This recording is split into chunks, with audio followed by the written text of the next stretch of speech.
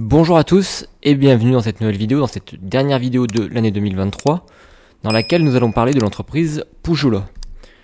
Pour rappel, l'entreprise Pujula, c'est une ETI française qui est le leader européen de la fabrication et de la commercialisation de conduits de cheminée et de sortie de toits métalliques. Le chiffre d'affaires, il se répartit essentiellement entre deux activités. La conception, la fabrication, l'installation et la maintenance de cheminées pour 58%. Donc ça va être tout ce qui est conduit à double paroi isolée, conduit à simple paroi et les conduits flexibles, les conduits industriels, etc. Et une seconde activité de négoce et de transformation de combustible pour 41%. L'essentiel du CE il est réalisé en France pour 85%. Donc aujourd'hui nous allons analyser les derniers résultats de 2023-2024, exercice décalé. Donc, qui commence au 1er avril 2023 et qui se termine au 30 septembre 2023, donc le premier semestre, qui se termine au 30 septembre. On a beaucoup d'indicateurs qui sont défavorables, parce qu'on peut le voir avec le dernier résultat du premier semestre. Le résultat net, il passe de 12 millions d'euros à 5 millions d'euros, donc soit une baisse de 55%. Donc voilà, le groupe avait affiché son envie de répercuter la hausse des matières premières, la hausse des coûts généraux, de manière générale, des matières premières, de l'énergie, des salaires, etc., pour atteindre le même objectif que l'an passé, soit un résultat net de 5% par rapport au chiffre d'affaires, donc des marges nettes de 5%, 5-6%. Malheureusement là avec cette dégradation au S1 ça risque d'être compliqué en sachant qu'il y a très peu de saisonnalité. L'an passé on a eu les mêmes résultats au S1 et au S2, donc ça risque d'être compliqué. On verra cette année, peut-être qu'il va y avoir un changement, mais au vu des marges nettes, en sachant qu'on avait des marges nettes de 6,1%, ça risque d'être compliqué.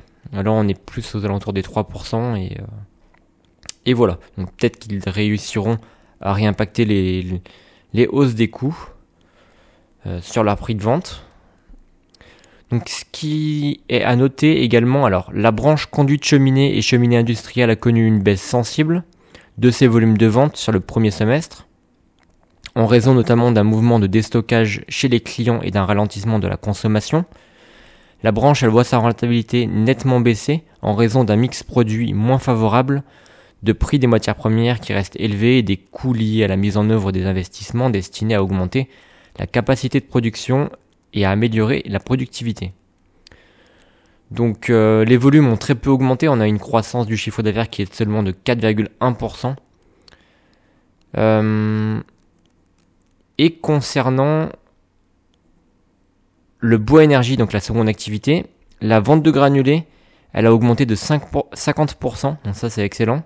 Et la vente des autres produits, donc tout ce qui est bûches densifiées, bois d'allumage, etc., sont également bien orientés afin de répondre à la demande croissante de combustibles de qualité, notamment portée par la nouvelle réglementation. Le groupe Pujula fait monter en puissance ses différents sites de production. Le résultat semestriel de la branche bois s'inscrit en progression sensible. Donc ça, c'est quand même quelque chose de favorable. Il faut noter quand même qu'on est en pleine transition parce que les deux derniers exercices, ils ont été exceptionnels. Concernant la branche de conduite cheminée et cheminée industrielle, le mouvement de déstockage chez les clients touche à sa fin, conduisant à une reprise progressive de la dynamique de vente. Également à noter, dans un contexte d'augmentation du prix de l'électricité, le bois énergie est plus compétitif que jamais. Donc très bien positionné de ce point de vue-là. Le chauffage au bois domestique, qui représente 25% du chauffage résidentiel, présente un fort potentiel de développement, en complément des autres sources d'énergie. Par ailleurs, la réglementation favorise les produits bois énergie performants et fait monter en puissance l'ensemble de nos offres sur un marché de plus en plus qualitatif. Donc très bien de ce point de vue-là. On va regarder les ratios financiers ensuite et on verra les prévisions que Zone Bourse a estimées. Donc au niveau de Morningstar, on a aujourd'hui un dernier cours de clôture qui est à 16,55.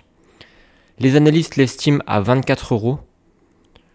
Moi, je pense qu'on est plus aux alentours des 20 euros, et encore, voilà, on peut le voir au niveau du nuage de points, il est très dispersé, donc c'est très compliqué de donner une juste valeur.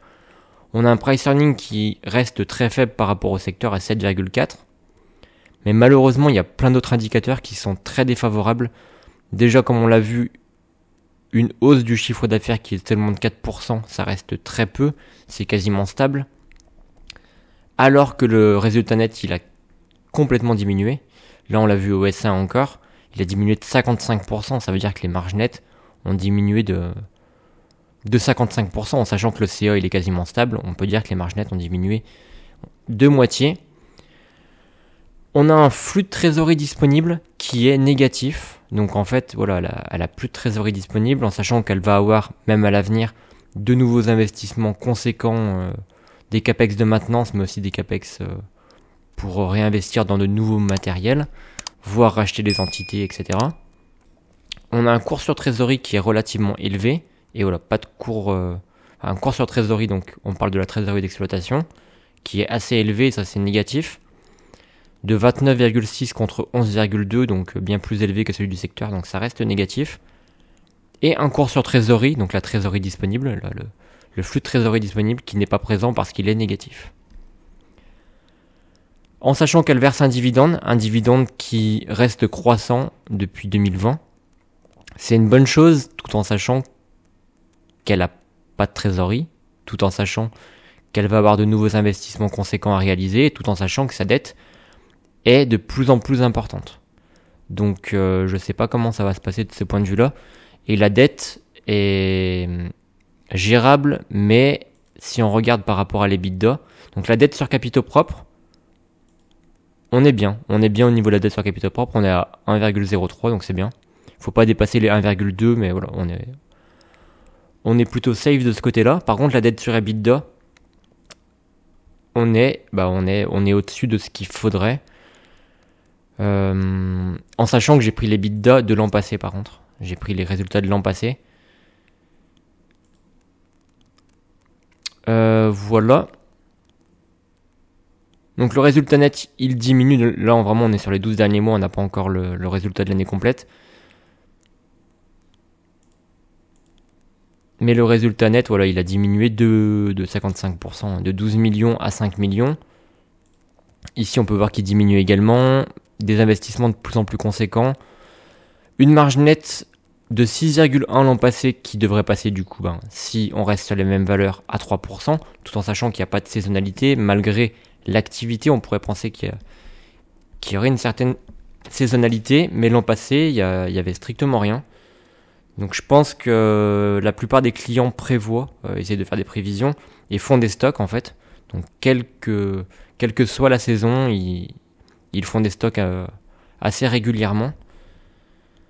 Donc voilà, flux de trésorerie disponible négatif. Donc pour l'investissement sans cash, ça risque d'être compliqué. Ils vont devoir encore plus s'endetter.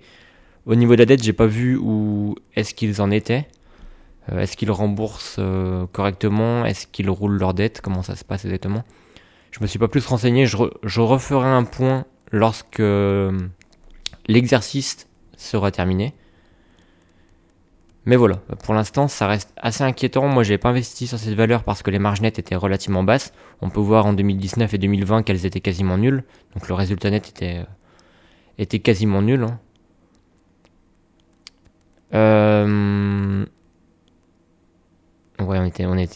C'était très très très faible. C'était pas loin du déficit, donc voilà. Et ensuite, les marges nettes sont devenues plutôt bonnes, entre guillemets, comme ça reste faible, à 4,6 et à 6,1, mais ça restait des exercices exceptionnels. Même si elle a une activité qui reste très porteuse, pour l'instant, c'est quelque chose qui me repousse sur le fait d'ajouter une ligne dans mon portefeuille. Marge nette trop faible, trésorerie nulle, dette qui augmente de plus en plus. Donc voilà, pour l'instant, on n'est pas sur une valeur qui pourrait aller dans ma watchlist, mais c'est pas une valeur que je vais rajouter en tout cas en portefeuille. Il y a bien plus d'opportunités sur le marché. Bon, actuellement, il y a très peu d'opportunités, mais en tout cas, il y a bien d'autres valeurs bien plus intéressantes. Ce qu'on peut rajouter, alors là c'est sur le dernier rapport financier par rapport à l'exercice clos de 2023. Donc voilà, ça c'était leur objectif. La croissance du groupe Poujola est supérieure à 5%. Notre objectif pour l'exercice est une progression de 5 à 7% du CA. On est à 4,1, soit environ 430 millions. Cette croissance sera essentiellement liée au volume, car nous avons fait le choix de stabiliser autant que possible nos tarifs pour accompagner nos clients. C'est bien pour les clients, mais c'est moins bien pour les investisseurs. Le chiffre d'affaires de la branche conduit de cheminées et cheminées industrielles devra être stable, tandis que celui de la branche bois énergie devrait progresser d'environ 15%. Ça par contre c'est tout à fait possible. En termes de résultats, nous devrons compenser l'augmentation de la masse salariale, des coûts énergétiques et des frais de transport par une meilleure productivité et une diversification accrue de nos achats. Malgré les surcoûts auxquels nous sommes confrontés, nous visons une rentabilité proche de celle de l'exercice passé, soit un EBITDA d'environ 10% et un résultat net proche de 5%. Donc pour l'instant, on n'a pas atteint les objectifs. On attend vraiment une réponse au S2. Pour l'instant, voilà. Au niveau des prévisions, bon bah je les ai pas au niveau des prévisions. Au niveau des prévisions,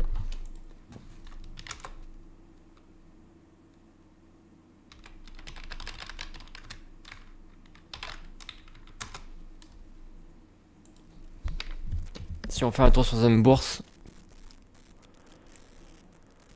dans l'onglet finance, on a les prévisions jusqu'en 2025, comme pour la plupart des sociétés. Donc on a un PER qui est aux alentours des 7 et qui devrait tendre à diminuer. Donc c'est une mauvaise chose. Ah, c'est une mauvaise chose. Ça veut dire qu'elle sera de plus en plus sous-valorisée, mais voilà, je pense pas que ça soit une très bonne chose.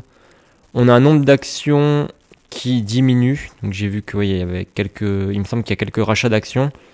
Bon, il y a des actions qui ont été créées, évidemment. Pour ceux qui ont suivi, il y a eu un split. L'action a été cotée à 80 €, il me semble, quelque chose comme ça. Son cours a été divisé par 4 parce qu'il y a eu une augmentation de capital. Mais par contre, ça n'a eu aucune répercussion pour l'actionnaire. Aucune répercussion pour l'actionnaire. Je sais pas si... Ah oui, voilà. Bourse et actionnariat.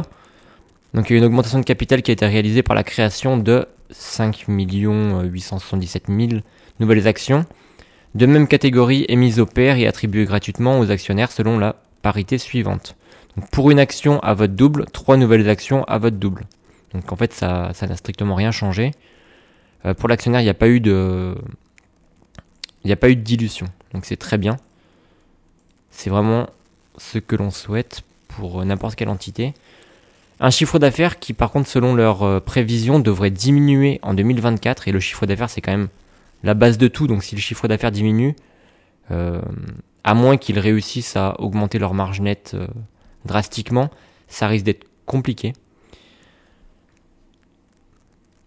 Un EBITDA qui devrait diminuer en 2024. Donc voilà, l'année 2024 devrait être mauvaise. Et par contre, possiblement un retour en 2025. Une reprise d'activité en 2025. Voilà, des marges nettes qui restent assez faibles, mais là ils sont quand même très confiants sur les marges nettes pour 2024, avec presque 8%.